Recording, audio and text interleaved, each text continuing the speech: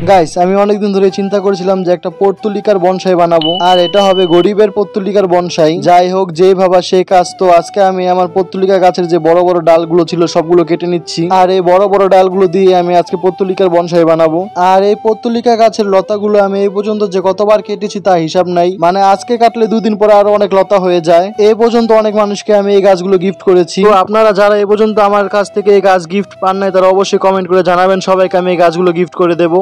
তো বনসাই বানানোর জন্য আমি পর্তুলিকা গাছের বড় বড় লতাগুলো সমানভাবে কেটে নিচ্ছি, আর এই লতাগুলোর মাঝে মাঝে যে ছোট ছোট গাছগুলো আছে সেগুলো কেটে নিচ্ছি। আর এই ছোট ছোট লতাগুলো কাটার কারণ হচ্ছে যখন এই গাছগুলো বনসাইয়ে রূপান্তরিত হবে তখন দেখতে অনেকটাই সুন্দর লাগবে।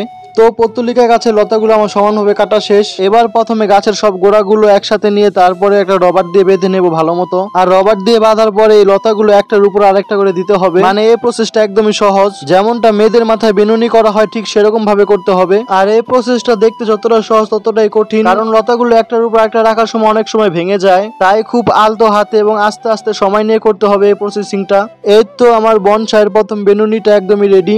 আর এই বেনুনিটা রেডি হওয়ার পর এই গোড়া এবং মাথায় ভালো মতো রবার দিয়ে আটকে দিতে হবে যাতে করে বেনুনিটা খুলে না যায়। আর আমি এই প্রসেসিং ফলো করে মোট 3টা বেনুনি করে নিলাম। যেহেতু আমার কাছে পর্তুলিকার পর্যাপ্ত পরিমাণ ডাল আছে তাই আমি চিন্তা করলাম যে এই 3টা দিয়ে পর্তুলিকার বনসাই বানাবো। আর এই বেনুনিগুলো রেডি করার পর এবার এগুলো মাটিতে লাগাতে হবে। তো আমি একটা টব নিয়ে নিচ্ছি, আর এই টবটার মধ্যে আমি একটি স্ট্রবেরি গাছ লাগিয়েছিলাম, কিন্তু ভাগ্য খারাপ হওয়াতে গাছটা মরে গেছে। তো এই গাছটা উঠিয়ে ফেললাম, এখন এখানে আমি পর্তুলিকার বনসাইটা লাগাবো। আর এই মাটিগুলো আমার আগেরই প্রস্তুত করা ছিল স্ট্রবেরি গাছটার জন্য, তাই এখানে আমি নতুন করে কোনো জৈব সার মেশাচ্ছি না, শুধু একটা কাঁচি দিয়ে আমি জমে থাকা মাটিগুলো আলগা করে নিচ্ছি। এই তো আমার মাটি প্রস্তুত করা একদমই শেষ। এবার আমি বনসাইটা লাগাবো। আর এই বনসাইটা লাগানোর পূর্বে অবশ্যই পেঁচিয়ে রাখা রবারটা খুলে ফেলতে হবে। আর এই রবারটা খুলে ফেলার সাথে সাথে এই গাছগুলো মাটিতে লাগিয়ে ফেলতে হবে, না হলে গাছগুলো এলোমেলো হয়ে যাবে। তো এবার আমি সুন্দর মতো এই গাছগুলো লাগিয়ে ফেললাম মাটিতে। আর এই গাছ লাগানোর পরপরই পানি দিতে হবে, আর শুধু আজকে না, নিয়মিত এই গাছটাতে পানি দিতে হবে, কারণ এই বনসাই বানানো তো সহজ না। এই বনসাইয়ের পেছনে অনেক শ্রম দিতে হয়, কথায় আছে মেহনত কা ফল মিঠা হোতা है। তো এবার দেখা যাক যে আমার বনসাইটা আমি ঠিকঠাক মতো বানাতে পারি কিনা। তো আপনারা যদি এই বনসাইয়ের আপডেট চান অবশ্যই আমার পেজটির সাথে থাকবেন।